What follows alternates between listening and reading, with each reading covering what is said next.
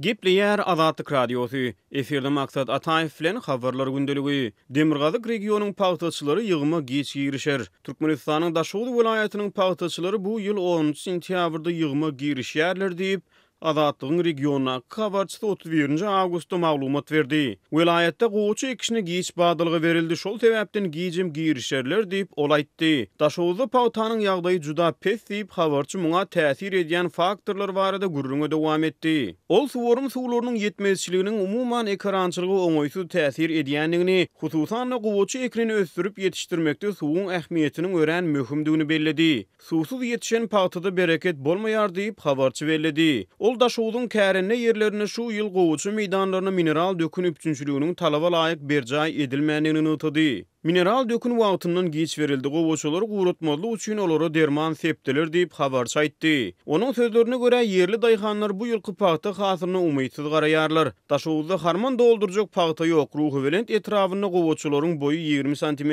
Beýleki etraplarda da ýagdaýlar öwürlük däl diýip habarçy Daşowda ençeme pagtaçy kärenneçiniň sözlerine salgylandy. Daşowda ýyldan ýyla bugdaý we gowuçy beýleki welaýatlardan tapawutlylykda geç ekilip giç hasyl ýygnalýar. Yerli agronomlar bu ýagdaýy Demirgazyk regionyň howa şertleri bilen düşündirýärler. Öňün Türkmenistanyň alternativ habarlary neşri ýurduň beýleki käbir regionlaryna pagta ýygymyna 15 awgustda girişlendigini, onu mejburi zähmetin göze ilýändigini habar berdi. İlkinjilik bilen döwlet edaralarynyň tehnik işgärleri, mektepleriň, çağalar baglarynyň, saglyk öýleriniň, hastahanalaryň, egirme dokma fabriklarynyň, öý dolandyryş edaralarynyň, poçta urluklarynyň, banklaryň we beýleki edaralaryň işgärleri pagta meýdanlaryna çekildi diýip neşir ýazdy. Türkmenistan garaşsyzlyk ýyllaryna da Sowet döwründe pagtaçylyga döwlet derejesinde aýratyn ähmiýet berip geldi. Adam hukuklaryny gorap çykyş edýän halkary hukuk toporlary Türkmenistanyň pagta meýdanlaryna mejburi zähmetiň şol sany çağa zähmetiniň ulanýandygyny aýdýarlar.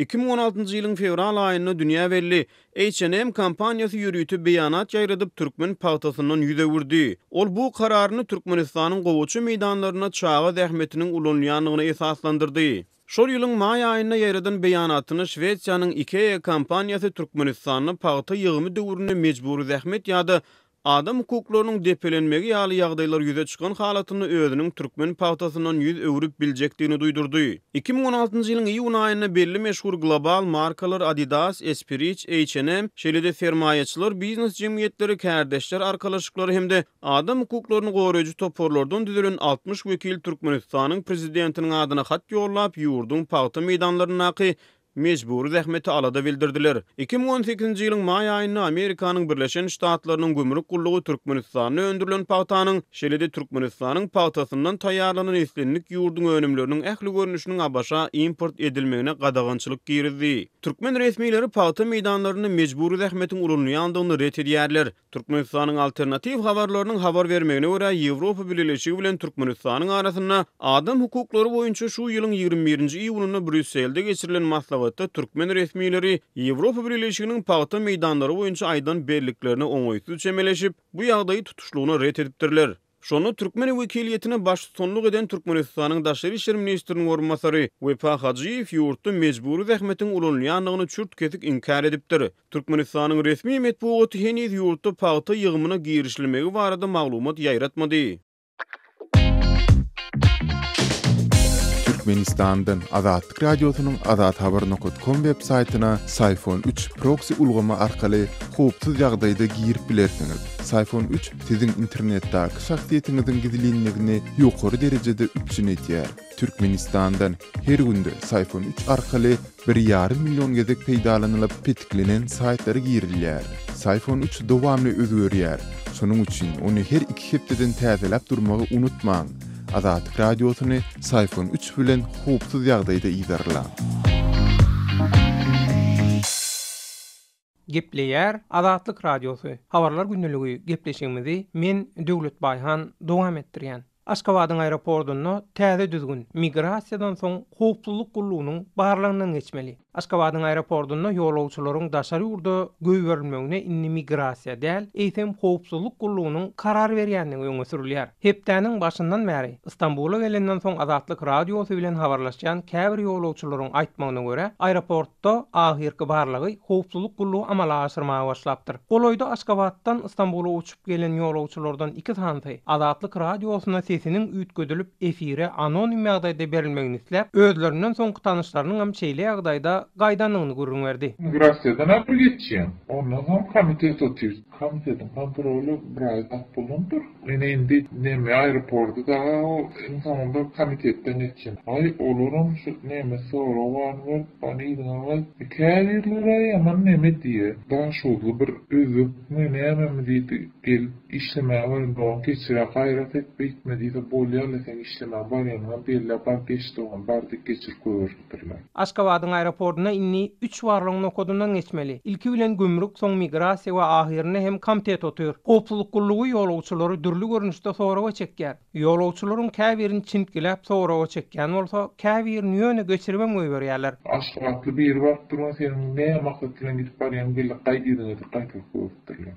Sen aýal diýe. O ýerde diýne adam ýygyna gaýtaryp durlar diýe. 40 kaldy 47 100 adama çelýine gaýtarýarlar diýe. Her samolyotda. Diýip olar öýgiderli gatnaýany üçin ýagdaýdan habarlydygyny tap sözlerine şeýle dowam edýär. Bir güdük gurulýarlar. Ne? Amala bir neme ýala. Adamlar şondan zabysmy ýala. Şöyle iş olup ayrıcanın birliği oturdu şöyle kimi gelecek öyünüyle taşlar, çağacıkların taşlar. Yolu taşlarların çekecekler. Bu da atlarım. Arkayın gidip gelirse hiç kimse yemekecekler. Aeroportun ahirki howpsuzlyk barlygyna oturanlar ýolagçylara gaty gödük gürleýärler. Sorawda goýunaja jogap bermeýänleri, egin maşyny ýa-da öň alyp barşyny halamaýanlary goýbermeýärler. Iň azyndan arkaýyn gidip geler ýaletseler ýene alajak däl. Şoň üçin hem inni eýdip bu ýere aşan migrantlaryň ýygyna dolanasy gelmeýär. Häzir ýurtdaky ýaly aeroportda hem kynçylyk kän diýip öýliderli ýagdaýda Istanbula gatnaýanlar Azatlyk radiosy bilen bolan gürrüňdeşligini aýdýar. Ýatlap geçdik Türkmenistanyň dürli künjeginde häkimetler tarapyndan daşary ýurtlardaky türkmen migrantlaryny ýurda dolamak boýunça geçirilen çäreler dowam edýär. Olar daşary ýurtda Türkmenistanyň migrasiýa baradaky kanunyny bolan raýatlaryň jogapkärçiligi çekilmejekdigini gaýtalaýar. Emma ýurda dolanýan käbir migrantlaryň tutsak edilýändigini habar berilýär. Beýlik tarapdan 7-nji maýda Birleşen Milletler Guramasynyň Jenewadaky edarasynda Guramanyň Adam Hukuklary Geňeşiniň ähli umumy syny boýunça işleýän topary Türkmenistanyň adam hukuklary borçlaryny ýerine ýetirişi baradaky milli hasabatyny diňledi. Şonda türkmen resmiýetleri Türkmenistanyň öz raýatlarynyň ýurdun daşyna çykmak hukugyny kanun taýdan berjay edýändigini aýtdy. Söze jemlesek, ähli synançyga garamazan Aşgabatyň aeroportunda näme sebäpden howpsuzlyk gullugynyň barlygyny kodunyň döredilini barasynda degişli resmiýetleriň garaýşyny öwrenmek Azatlyk radiosyna başartmady. Gepleýär Azatlyk radiosi. Gadyrly dinleýijiler, Azatlyk radiosi türkmen raýatlarynyň haýyşlary esasynda olaryň prezidenti öz problemleri baradaky arzularyny eşdirip bilmeklerine mümkinçilik töretmek maksady bilen hormatly arkadagatly ýürüýte rubrika başlaýar. Bu rubrikasyny siz öz kynçylyklaryňyzy beýan edip, olary efir arkaly eşitdirip, şeýle de Azatlygyň web saýtyna, sosial ulamlardaky sahypalaryna çap etdirip bilersiňiz. Siz öz hatlaryňyzy Azatlyga hat üstü bilen, telefon arkaly, biziň ýerli habarçylarymyzyň üstü bilen ýetirip bilersiňiz.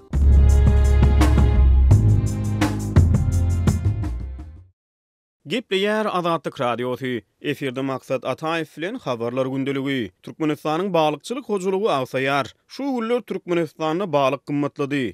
Geçen ýyl 1 kilogram 15 manatdan satylan ýöneköy ortaça balyk häzirki wagtda 26-35 manat aralygyna bahalanýar diýip Azatlygyň Daşowly çeşmesi maglumat berdi. Paýtagtda bu bahanyň 40 manada çenli barıp ýetýändigini Azatlygyň Aşgabatly habarçysy aýtdy. Balykçylyk budunyň häzirki ýagdaýyndan habarly Daşowly çeşme döwletiň balykçylyk hojalyklordan alýan salgydynyň mösberini 3 ýerde ýokarlandyrandygyny belledi. Publisist ýazyjy Amamrat Bugaýew Türkmenistanyň balyk hojalygynyň geçmişi we häzirki ýagdaýy barada Azatlyga giňişleýin gurrun berdi. Ol türkmen topragyny balykçylygyň öz gözbaşyny gadymiyetden alyp gaýdýanyny unutdy. Ýazyjy Aman Murat Bugaýew 1988-nji ýylda çap eden publisistik eserini bu temalary aralaşanyny diýip geçdi. Ol Türkmenistanyň çägini Sowet döwrüne esasan Amy Derýanyň ýakasyny, Garawum kanalynyň uğruny Kaspiynyň kenaryndaky Esenguly etrawynyň ýürüýti balyk hojalygyny niýetlenen ozalky Sowet Türkmenistany daýhan birleşigini, Türkmenmaş etrawynyň gynly pasiýologyny Marynyň Hanhow suw howdanyny we beýleki käbir suw kanallaryna balykçylyk bilen meşgullanyny gurrun berdi. Ol garaşsyzlyk ýyllaryny bu pudoklardaky ösüşiň haýallanyny belledi. Esengulyň barçylyk kolhozy öz-özünden ýapylyp gitdi we döwlet tarapyndan gollaw bolmady kıýanlydaky edir şoýardaýa düşýär. Hemmen motor Türkmenistanyny tutulýan barçylary işleýän bir Türkmenistanyň ölçüminde hemmen şol sulus geçse çaýynlarda satılıp çıkarılan barıklar vardı. Onu da Türkmenmaş şäherine yerleşen Midroy Aytak vadındaki barık zavodu vardı. Şu yerde barıkları işlenirdi. Hem de bekre barıkların kara iş bilen ikrador beyle kıpkaritler şu döwürde. Diýip suyunç aýtdy. Ol gurrun döşlükde mundan ozal yarım litre 50-60 manatdan bahalanan gara iş bilen häzirki gününe 200 manada barıp ýetendigini belledi. Kaspy deňiziniň iş biline Hazaryň gymmatlygy hökmüne garalýar. Gurungdöşmez Lewawyň Zeyt tuw kanalyny Daşowdyň Sargamış kölüne ýa-da Ahalyň Göktepe suw howdanyny örňedilýän balykçylyk pudony diýip geçdi. Bugaýew türkmen suwlaryna sazan, lakka, çapak, ak, amur, bekri we şuňa meňdeş balyklaryň ýetişýändigini aýtdy. Ol Balkanawat şäheriniň 120 kilometr aradaşlykda ýerleşýän Ýasgy atly suw asty 2 gatly umman barada gurrun berip ondan ajy hemde süýji suwuň deň mukdarda çykarlandygyny, ýer astyndan çykarlan şor suw emeli döredilen howdany aktyryp şol howdanlarda Türkmen Nevit Önümçilik Birleşiginiň balyk hojalygynyň esaslandyrylanyny gurrun berdi. Publisist ýazyjy Hazar deňizine Gara deňizden göçürilip getirilen kefal balygynyň täsini täleýine ünsü çekdi. Kefalatlı balık hiç vakit Kaspy denizinde bolmandı. Geçen asırın 70'nji ýyllarynyň aýagyndan başlap kefalatlı balığı Karadenizden getirip Kaspy denizine goýberdiler. Diýip ol aýtdy. Onuň ilmi barlyklary esaslanyp gurrun bermegine görä kefalyň Hazara getirilmegi bekre balyklarynyň köpölmegine ters täsir edýär. Alymlar kefal balyklarynyň bekräniň işbilinden imitlenýändiginiň üstüne açýarlar. Bugaýew häzirki günde bekre balygynyň gytgaryda öwürlendigini, gizlin tatylýan bekräniň 1 kilogramynyň aşgabatda 100 manada çenli barıp ýetendigini aýtdy. Bekre balygy Hazaryň simwolu hasaplanýar. Hazar ýaka döwletleriniň liderleriniň soňky duşugyny olar simwolik ähmiýete eýe bolan çäre gatnaşyp Hazara bekrejikleri goýberdiler. 2013-nji ýylda Orsiýetiň balyk hojalygy agentligi Hazar deňiziniň Rus şäherine bekre balygynyň awlanmagyna 1 ýyl möhlet bilen gadagynçylyk girdipdi. Aşgabatly publisist ýazyjynyň sözlerine görä Sapar Murat Niýazowyň döwründe günorta gün batar Türkmenistan bilen Iranyň ara çägine dostluk suw howdanynyň açylmagy Etrek derýasynyň suw üçünçiligine şol sanyny onu balyk hojalygynyň ösdürilmegine oňoýsuz täsir edýär. Türkmenistanly publisist ýazyjy Aman Murat Bugaýew ýurdun balyk hojalygynyň häzirki düşen ahwalyna gynanç bildirýär. Beýleki bir tarapdan ol Altyn asyr köýlüniň guýýan Garaşor çökötligine soňky döwürde döredilen balykçylyk fermalaryna umytly garaýar. Türkmenistanyň balyk hojalyklary döwlet tarapyndan döredilip, olary döwlet ýürüýti plan borçnamasyny kesgitleýär. Gepleýär Azatlyk radiosy. Habarlar günneligimiz Türkmenistanyny ýoýlan taryhy atlary barada söhbetlen dowam etdirýär. Söhbetdeşimiz tarihçi ýazyjy Aman Murat Bugaýew. Aman Murat, şu ýurtda Türkmenistan Beýik Ýüpek ýolunyň ýüregi diýen şygarasyna ul çäreler geçirilýär. Kerki, Bäherden, Büzmeýin ýaly odal ýoýlan ýok edilen ýer ýurda atlary dikeldirli. Goloýda geçiriljek Amul Hazar aralysy bilen bagyrlykda Balkanly dinleýijilerimiziň käbiri bu sebäpdäki möhüm taryhy atlaryň dikeldilmezliginden nägile bolýar. Siz tarihçi ýazyjy hökmüni aýtsaňyz, bu urluk ýurduň esas haýsy ýerlerine has kän mahsus? Biz yurdun belli bir yerine tutup şu yerde de urdu yerler yoksun. Mun ähli yerde isleýärler sebäbi öň sol atlar ütgödlenne öň katlara ederek owadan at takmak üçin ýa bolmasa ol bir ýoýlan taryhty keltmek üçin şol şäherleriň etrapyna ady ütgödülmedi. Tersine halk aňyny bulaşdyrmak üçin edilen oýun boldy. Aman Murat, anyk gurrunga geçdik mysal üçin. Mysal üçin mesele ýa dogry berlediňiz Türkmenistan Beýik Ýüpek ýolunyň ýüregi diýip atlanyrylýar. Ýene şu Ýüpek ýolu bilen bagly ýerleriň men Balkan welaýatyny ütgödülen ýerlerini aýdym. Kadymky Kızlarbat şäher wany ýa-da adyny ütgödjek bolanyny Ay bu kızıl arvat diýmek, kızıl heley diýmek. Kızıl arvadan heley bolýa maňa şey diýip düşünürdir, özüme mokudum diýip. Juda yalan sözler. Ol aslında kızıl arvat, kızıl heley däl, eýsem kızıl rabat. Yani altın bağlar, altın kervansaray diyen manini veriyor. Özüm sol Yüpek yolunun uğruna yerleşen tarihte de adı köp yerde geçen Kızıl Arabat şehri. Ya olmasa o komşu Kadanlık şehir var. Ay bu Kadanlık'ta da bir geçip barayan kervan özünün nahar pişiriyen Kadanlık sırası Kadanlık undup duran adamlar sonra baka çol Kadanlık'ın Kadanlık'ı Kadanlık deyiptirler deyip yere de yaran sözlediler. Ya olmasa neftta adı bir yani sonra kızaklığına atılın. Bir neftta bu aslında o 1931 yılın dekabr ayında Gunmatör Türkmenistan'na, Umman Türkmenistan'na neftin birinci gerek fantan olup yertine çıkan yeri. Üns vereymelerlere üns verilen ok mesela kadimi Yüpek yolunun gurrun edilenine tutyan meydanı 1.200.000 gektar olan ekeransılığın bir ululu kervansaraylan meskeni olan Dekstan düzlüğü hem de ona deyip duran Maşat Miseryan yadigarlığı şoların merkezi ovalarının biri olan Mada ovası. Aman şol tarihi yer yurda atlarının dikeldilmegi näme üçin berýär siziň pikirinizçe? Gerekmiş o dikeltmek? Hukman gerek. Sebebi düğün tarihin bilmezden şunki işi amal edip bolmaya ondan da tarih öwürmek üçin gerek däl bolup geçen zatları sapa edilmek gerek. Şu yer yurt atları hem dikeldilmeli hem de şoların adynyň gelip çykyşı bilen bagly ýa-da şu yerler bilen bagly kadagarlyga girdilen tarih kitaplarym täzeden çap edilmeli ol. Men milletim beýik, men 5000 ýyllyk tarihim var diýip millet beýgeldik bolanokda milleti düğün hakkında hakikat aydıp milli uygunzum dörüdüp bolýa, millette özünün düğününe şuununu hormatam dörüdüp bolýa.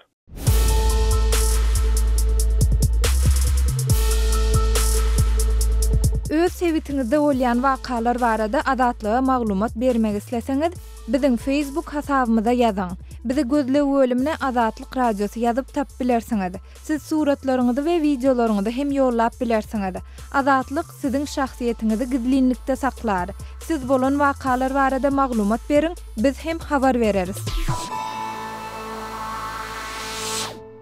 Gepleýär Azatlyk radiosu. Habarlar günnälik gepleşigimizi dowam etdirýäris. Pakistanda gallan siýasatçylarynyň musulman peýgamberi Muhammed barada çekilen karikaturalaryň bähleşigini geçirmek planlaryna garşy köpçüliklerin protestler geçirilen mahaly Gallandiyanyň aşa sagçy kanun çykarjysy Geert Wilders bu çäräni ýatyrdy. Bähleşigi geçirmek planlary boýunça ölüm haýwata atylan Wilders 30 awgustda giýişlik çykyş edip adamlary islamçy ýewudlygyň pidasy bolmagynyň öňüni almak maksady bilen çäräni goýbolsun etmek barada karar kabul edendigini aýtdy. Halkyň howpsuzlygy has möhüm diýip 54 ýaşyndaky Wilders Facebook sosial ulgamyna ýazan maglumatynda bellidi. İslamda Allah'nyň ýa peýgamberiň şekilini, suratyny hatda oňyn görnüşde çekmek hem gadagan edilýär we uly günah hasaplanylýar. Pakistanda Hudaýa şek getirme diýilip hasaplanýan şeýle günäni amala aşyran adam ölüm jezasy bilen jezalandyrylýar. Wilders çäre bir garşylyk görkezýänleriň diňe özüni dälde tutuş Niderlandlary nyşany alýandygyny aýtdy. Pakistanda köçe protestleriniň guramaçylary gürrüň gidýän çäre bilen baglanyşykly Islamabady Niderlandlar bilen diplomatik gatnaşyklary kesmäge çağırdy.